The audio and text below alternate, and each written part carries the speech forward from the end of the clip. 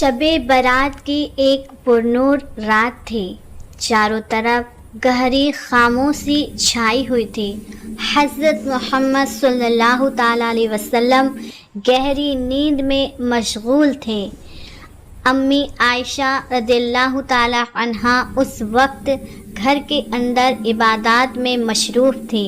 अचानक आधी रात के वक्त फ़रिश्ता हज़रत जिब्रील अलैहिस्सलाम वहाँ हाजिर हुए और पाकीज़ा आवाज़ बुलंद हुई।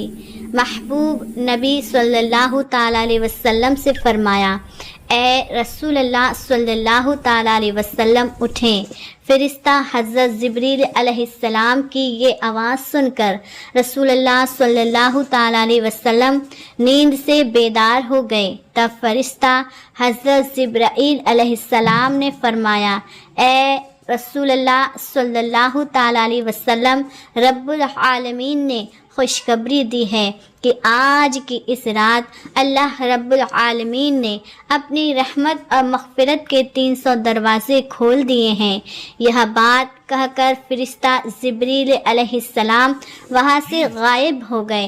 तब हज़रत मोहम्मद सल्लल्लाहु ताला अलैहि वसल्लम ने देखा कि अम्मी जान आयशा रज़ियल्लाहु ताला अन्हा इबादत करने के बाद थकान से सो गई हैं। इसीलिए रसूलुल्लाह सल्लल्लाहु ताला अलैहि वसल्लम ने अम्मी आयशा रज़ियल्लाहु ताला अन्हा को जगाया नहीं और कुछ बताए बगैर घर से बाहर निकल गए। अकेले रात की खामोशी को चीरते हुए चलते रहे। कुछ देर बाद हज़रत आयशा रज़ियल्लाहु ताला अन्हा की आँख खुल गई। तब उन्होंने देखा कि रसूलुल्लाह सल्लल्लाहु ताला अलैहि वसल्लम घर में मौजूद नहीं हैं। फिर हज़रत आयशा रज़ियल्लाहु ताला अन्हा घर के आसपास हज़रत मोहम्मद मुस्तफ़ा सल्लल्लाहु ताला अलैहि वसल्लम को तलाश करने लगे। महबूब नबी सल्लल्लाहु ताला अलैहि वसल्लम को कहीं ना पाकर अम्मा हज़रत आयशा रज़ियल्लाहु ताला अन्हा घर से निकलकर रसूलुल्लाह सल्लल्लाहु ताला अलैहि वसल्लम की दूसरी जज़ाए मुतहरा के घरों में गई और हज़रत मोहम्मद मुस्तफ़ा सल्लल्लाहु ताला अलैहि वसल्लम को तलाश करने लगी।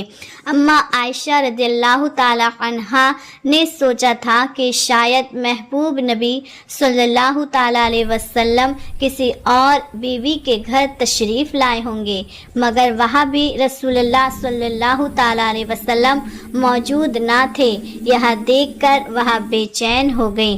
फिर हज़रत आयशा रज़ियल्लाहु ताला अन्हा सीधा हज़रत फ़ातिमा रज़ियल्लाहु ताला अन्हा के घर तशरीफ़ लाई। वहाँ जाकर हज़रत आयशा रज़ियल्लाहु ताला अन्हा ने हज़रत फ़ातिमा रज़ियल्लाहु ताला अन्हा से फरमाया, ए फ़ातिमा, मैं तुम्हारे अब्बा जान रसूलुल्लाह को कहीं नहीं पा रही। क्या तुम्हारे अब्बा जान यहाँ आए हैं? तो हज़रत फ़ातिमा रज़ियल्लाहु ताला अन्हा ने फरमाया, अम्मा जान नहीं, मेरे अब्बा जान यहाँ तशरीफ़ नहीं लाए।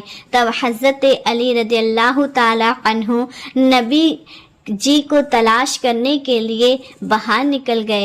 हज़रत अली रज़ियल्लाहु ताला अन्हु के पीछे पीछे हज़रत हसन और हज़रत हुसैन रज़ियल्लाहु ताला अन्हु और हज़रत फ़ातिमा रज़ियल्लाहु ताला अन्हा और अम्मा आयशा रज़ियल्लाहु ताला अन्हा भी निकल पड़ी। सब मिलकर इधर उधर तलाश करने लगे। आखिरकार मस्जिद में पहुँचे तो देखा वहाँ भी हज़रत मोहम्मद सल्लल्लाहु ताला अलैहि वसल्लम मौजूद नहीं हैं। तब अम्मा जान आयशा रज़ियल्लाहु ताला अन्हा ने फरमाया, रसूलुल्लाह कहाँ चले गए? हमने सब जगह तलाश कर लिया, दूसरी बीवियों के घर में भी ढूंढा, मगर वहाँ ना मिले। अल्लाह ताला के घर मस्जिद में जाकर भी नबी पाक सल्लल्लाहु ताला अलैहि वसल्लम को ना पाया, तो फिर वहाँ कहाँ चले गए? तब हज़रत अली रज़ियल्लाहु ताला अन्हु ने फरमाया, मेरा ख़याल है कि जब नबी रहमत सल्लल्लाहु ताला अलैहि वसल्लम को मस्जिद में ना पाया गया तो नबी रहमत हज़रत मोहम्मद सल्लल्लाहु ताला अलैहि वसल्लम को कब्रिस्तान यानी जन्नतुल बकी में पाया जा सकता है। حضرت علی رضی اللہ تعالیٰ عنہ کی بات سن کر سب لوگ جنت البقیع کی طرف روانہ ہو گئے۔ وہاں پہنچ کر دیکھا کہ رسول اللہ صلی اللہ تعالیٰ علیہ وسلم سجدے میں پڑے ہوئے ہیں، اور اس سجدے کے نور اور رسول اللہ صلی اللہ تعالیٰ علیہ وسلم کے پاک چہرے کے نور سے جنت البقیع کا قبرستان روشنی سے جگمگا رہا ہے۔ پھر حضرت فاطمہ رضی اللہ تعالیٰ عنہا نبی رحمت کے پاس آئی اور عرض کی، یا رسول اللہ صلی اللہ تعالیٰ علیہ وسلم، اے میرے ابا جان، کیا آپ پر کوئی وحی نازل ہو رہی ہے یا آپ کسی دشمن کی وجہ سے یہاں آ کر چھپ گئے ہیں؟ حضرت محمد مصطفیٰ صلی اللہ تعالیٰ علیہ وسلم نے سجدے سے سر اٹھا کر حضرت فاطمہ رضی اللہ تعالیٰ عنہا سے فرمایا، اے فاطمہ، اس وقت مجھ پر کوئی وحی نہیں نازل ہو رہی اور نہ ہی میں کسی دشمن کی وجہ سے یہاں چھپا ہوں۔ اے فاطمہ، حضرت جبرائیل علیہ السلام میرے پاس آئے تھے اور مجھے بتا گئے کہ آج کی رات اللہ رب العالمین نے اپنی رحمت اور مغفرت کے 300 دروازے کھول دیے ہیں۔ اے فاطمہ، آج کی رات ایسی بابرکات رات ہے کہ اس رات بندوں کی تقدیر کا فیصلہ کیا جاتا ہے، اور اس رات اللہ رب العالمین بندوں کو معاف فرما دیتا ہے۔ یہ نصف شعبان کی رات ہے۔ شعبان کے مہینے کی 14ویں تاریخ کی رات اللہ تعالیٰ نصف شعبان کی رات اپنے بندوں کی طرف توجہ فرماتا ہے، مغفرت چاہنے والوں کو بخش دیتا ہے، رحمت مانگنے والوں پہ رحم فرماتا ہے اور حسد رکھنے والوں کو چھوڑ دیتا ہے۔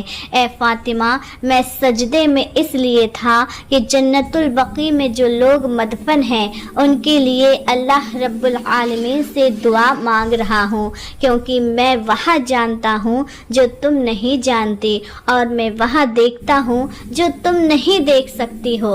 جب میں قبروں کے پاس کھڑا ہوتا ہوں تو مجھے معلوم ہو جاتا ہے کہ اللہ تعالیٰ قبروں میں رہنے والوں کے ساتھ کس طرح کا معاملہ فرماتا ہے۔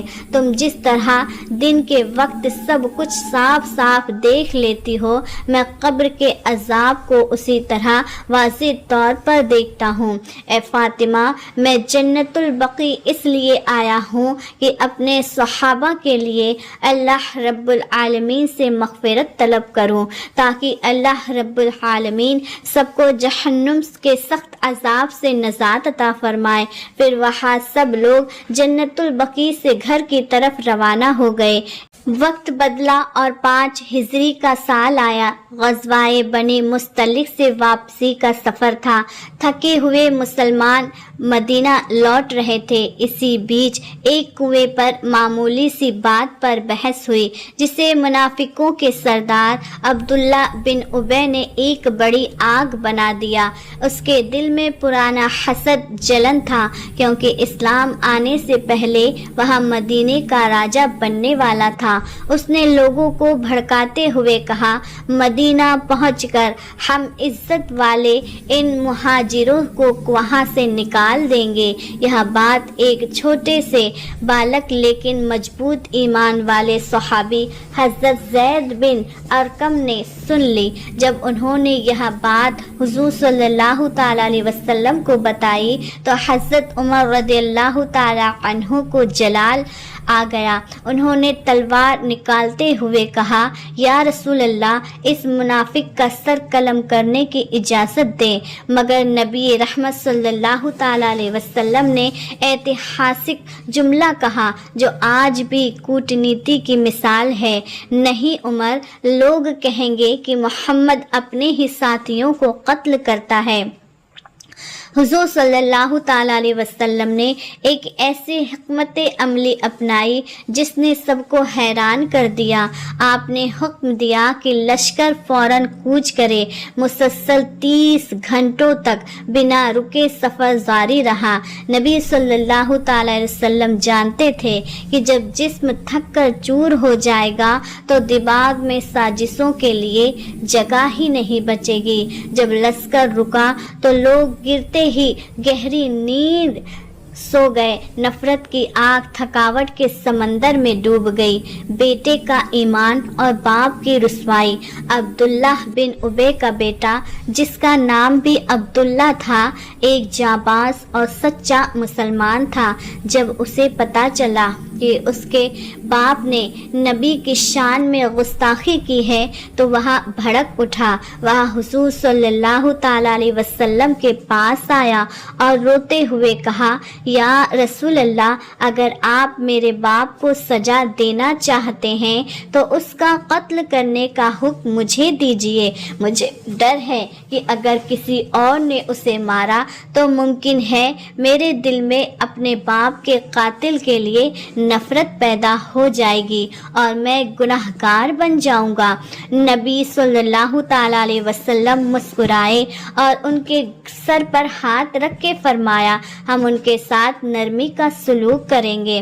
कुछ समय बाद अल्लाह के रसूल सूरह अल्लाह ताला ने सूरह अल मुनाफिकीन नाजिल करके मुनाफिकों का पर्दाफाश कर दिया। अब्दुल्ला बिन उबे पूरी दुनिया की नजरों में जलील हो गया। अब्दुल्ला बिन उबे का अंत करीब था। वह शख्स जिसने ताउम्र इस्लाम की जड़ें काटने की कोशिश की थी, अब बिस्तरे मर्ग यानी मौत की कगार पर था। मदीना की गलियों में सन्नाटा था, लेकिन एक घर में हलचल थी। वह था सच्चे सहाबी हज़रत अब्दुल्ला का घर। बेटे की तड़प और नबी सल्लल्लाहु ताला अलैहि वसल्लम का बड़ा दिल। जब इब्ने उबे की सांसें उखड़ने लगी तो उसका बेटा दौड़ता हुआ हुजूर सल्लल्लाहु ताला अलैहि वसल्लम की बारगाह में पहुंचा। उसकी आंखों में आंसू थे। उसने अर्ज किया, या रसूलल्लाह सल्लल्लाहु ताला अलैहि वसल्लम, मेरा बाप दुनिया से जा रहा है। वह गुनाहगार है मगर मैं औलाद हूँ। क्या आप अपनी वह मुबारक कमीज मुझे इनायत फरमाएंगे जिसे पहनकर मेरा बाप दफन हो सके? शायद आपकी कमीज की बरकत से अल्लाह ताला उसके गुनाहों पर पर्दा डाल देगा। सहाबा हैरान थे कि उस शख्स के लिए नबी की कमीज जिसने नबी को मदीने से निकालने की धमकी दी, मगर रहमतुल लिल आलमीन सल्लल्लाहु ताला अलैहि वसल्लम ने बिना किसी झिझक के अपनी कमीज उतार कर दे दी। नबी सल्लल्लाहु ताला अलैहि वसल्लम ने सिर्फ कमीज ही नहीं दी, बल्कि जब वह मर गए तो उनकी नमाज जनाजा पढ़ाने के लिए भी खड़े हो गए। हज़रत उमर रज़ियल्लाहु ताला अन्हु का जलाल और खुदा का फैसला। उस वक्त हज़रत उमर रज़ियल्लाहु ताला अन्हु तड़प उठे। उन्होंने नबी करीम सल्लल्लाहु ताला अलैहि वसल्लम का कुर्ता पकड़कर अर्ज किया, या रसूलल्लाह सल्लल्लाहु ताला अलैहि वसल्लम, क्या आप इस मुनाफिक की नमाज पढ़ाएंगे जिसने आप पर तहमतें लगाई, जिसने आपको दुख पहुंचाया? अल्लाह ताला ने तो इसके लिए मग़फ़िरत मांगने से भी मना फरमा दिया है। नबी सल्लल्लाहु ताला अलैहि वसल्लम ने मुस्कराकर बड़ी नज़ाकत से फरमाया, उमर, अल्लाह ताला ने मुझे इख्तियार दिया है कि मैं 70 बार भी मग़फ़िरत मांगूं तो वह माफ़ नहीं करेगा। अगर मुझे पता होता है कि 70 से ज़्यादा बार मांगने पर खुदा उसे माफ़ कर देगा तो मैं 70 से ज़्यादा बार दुआ करता हूँ। यह थी वह शफ़क़त जिसने दुश्मनों के कलेजों को भी पिघला दिया। नबी सल्लल्लाहु ताला अलैहि वसल्लम ने नमाज पढ़ा दी, अपनी कमीज़ का कफन पहनाया और अपनी मुबारक ज़ुबान से उसके हक़ में दुआ की। इस वाक़ये से तुरंत बाद अल्लाह ताला ने कुरान की आयत नाजिल फरमाई, सूरह तौबा 84, जिसमें आइंदा के लिए मुनाफिकों की नमाज जनाजा पढ़ाने से मना कर दिया गया। लेकिन हुजूर सल्लल्लाहु ताला अलैहि वसल्लम ने जो किया उसने क़यामत तक के लिए यह साबित कर दिया कि इस्लाम तलवार से नहीं किरदार से फैला है। सच्चा मोमिन वह है जो बुराई का जवाब भलाई से दे, रिश्तों की लाज रखना और किसी के दुख میں شامل ہونا نبی کی سنت ہے۔